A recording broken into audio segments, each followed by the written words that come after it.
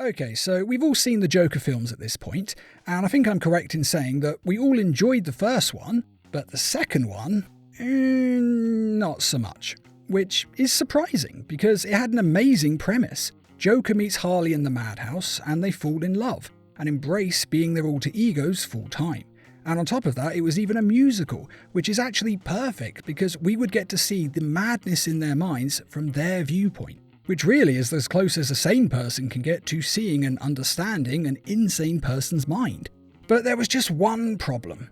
For some reason, some insane reason, instead of having them embrace their alter egos like the story demanded and the fans all wanted, they chickened out at the last minute and decided, nah, he's just going to say no to being the Joker.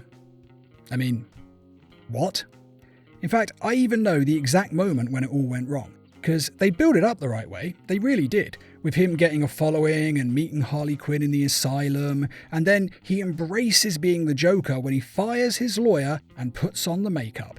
And that is all solid gold. Seriously, it was a little bit slow, sure, but it really was amazing.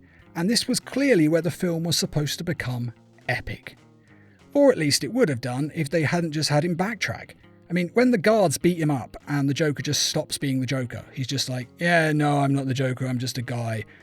That was not what the story was supposed to be. It really isn't. I mean, he is supposed to embrace being the Joker and become the Joker. Not just like put on the makeup or put on an act. No.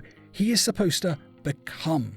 And if he had done that in this film, then everything would have been great. I mean, when he escaped from the trial, Harley would have gone with him. Instead of saying, no, I don't want to be a normal person, and the two of them just kind of breaking up and him going back to prison. No, the two of them would have said, yes, let's go be crazy criminals together and go off on an adventure. That was how the story was supposed to go, clearly. I mean, that is exactly what the film should have been, and it truly makes no sense that it doesn't go that way. I mean, why make a Joker film where the lead character says, do you know what, actually, on second thoughts, screw being the Joker. I want to go be a sad, lonely man instead. In fact, do you know what would be even better? If they put me in prison as a sad, lonely man. I mean, who doesn't want that? That'd just be amazing. Seriously, it's just dumb, isn't it? I mean, it makes no sense for the character and no sense for the fans. It makes no sense for the studio either. I mean, it just doesn't make sense for anyone. I mean, just for a second, imagine a Batman film where Bruce Wayne decides, you know what? I'm actually really traumatized from watching my parents die. And you know, going out in a mask and punching the mentally ill, well, that's not really a good coping mechanism, is it, on second thoughts? Nah.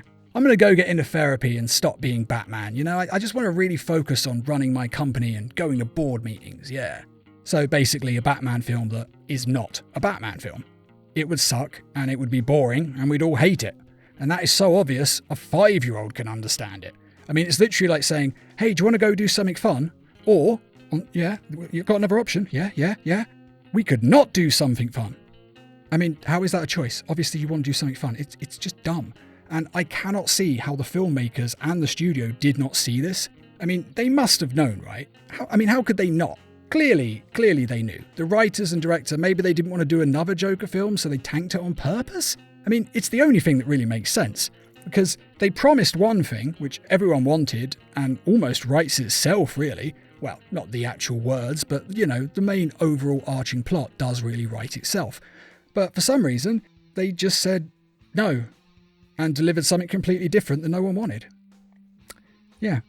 And that's why the second Joker film sucks, and why we all hate it. Because they just chickened out at the last moment. You know, they could have gone through with it. Even if they hadn't added more songs, and they should have added more songs, incidentally. But even if they hadn't, and they just had him be the Joker instead of rejecting the Joker, seriously, that would actually probably be enough to save this film. I'd have made some other changes more likely, I imagine, but that really would have been enough to make the film work at the very least.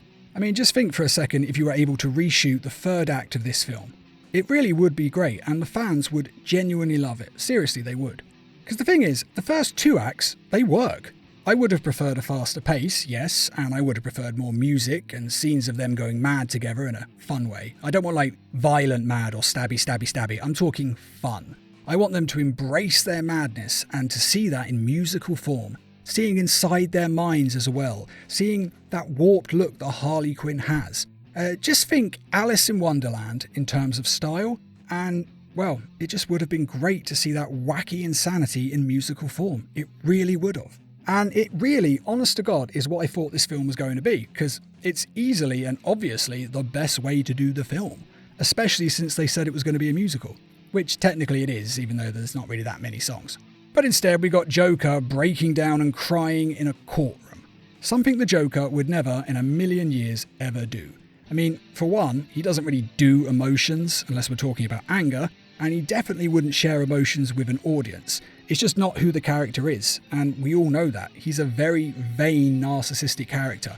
They would not break down like this, they would do the exact opposite in this situation.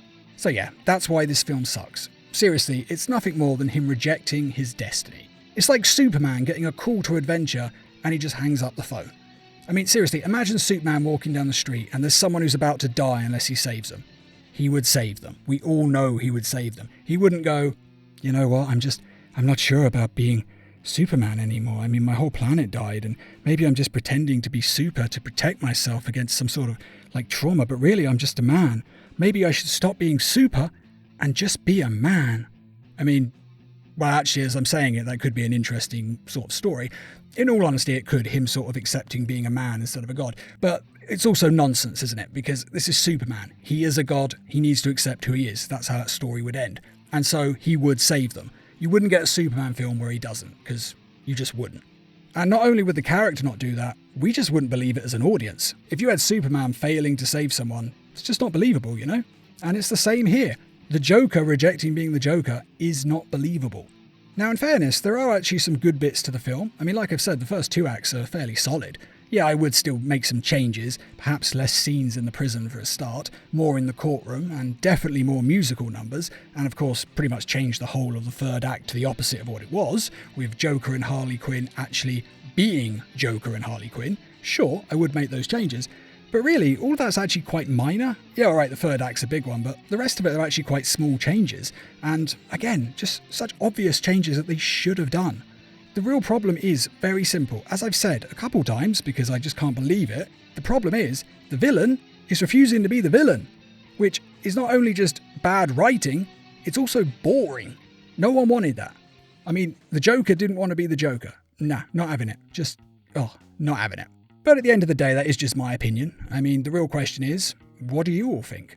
You know, did you think this film was actually quite good? Did you enjoy it? Or do you agree with me that, yeah, alright, it starts off alright, but it just falls apart towards the end because he's rejecting being the Joker, which is the one thing he cannot do?